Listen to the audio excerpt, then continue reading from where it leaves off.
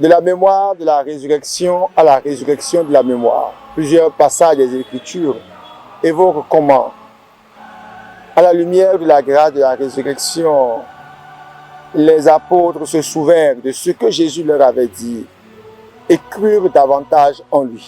En chassant les vendeurs du temple, Jésus donne cette parabole en réponse à ceux qui lui réclamaient un signe justifiant son acte. Détruisez ce sanctuaire et en 3 jours je le relèverai.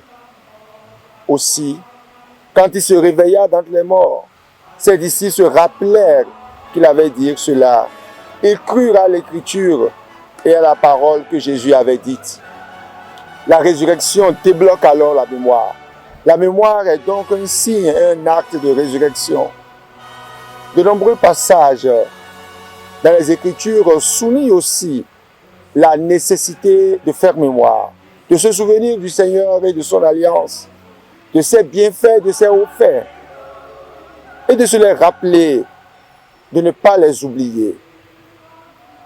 Entre autres, la lettre aux Hébreux indique « Souvenez-vous de ceux qui vous ont dirigés et vous ont annoncé la parole de Dieu.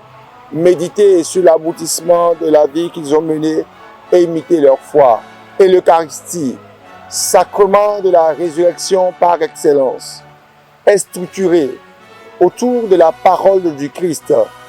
Faites cela en mémoire de moi. L'anamnèse constitue alors la vie de l'Église. Nous sommes donc des hommes et des femmes de mémoire.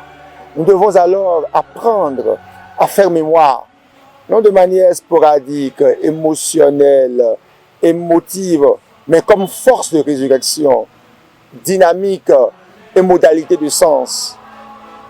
La capacité et la qualité de mémoire d'un peuple, d'une nation, d'une Église exprime non seulement sa santé humaine, mais surtout sa foi en la résurrection, mieux, sa force de résurrection. La mémoire préserve de la mort et conserve dans la vie en offrant des repères, des modèles et des références. Le manque de mémoire ensevelit et nous souffrons malheureusement d'un chronique déficit de mémoire, d'une amnésie collective, volontaire, d'une culture de mémoire manipulée, instrumentalisée. Et nous n'arrivons pas alors à libérer le meilleur de nous-mêmes en présentant le meilleur parmi nous.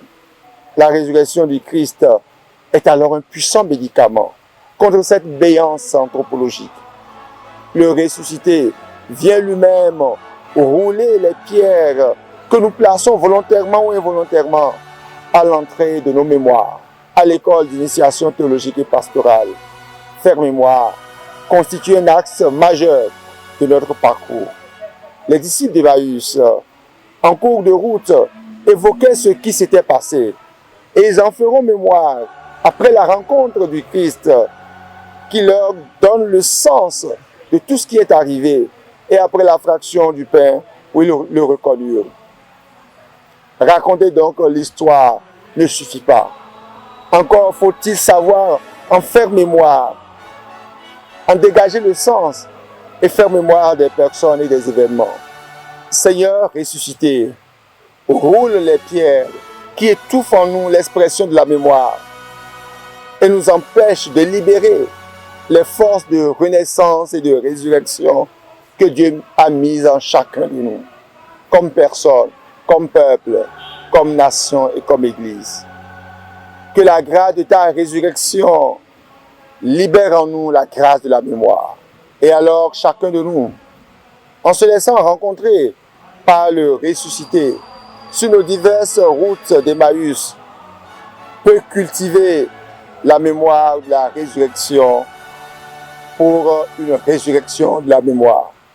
Bonne fête de Pâques à tous et à chacun autour de vous et en vous.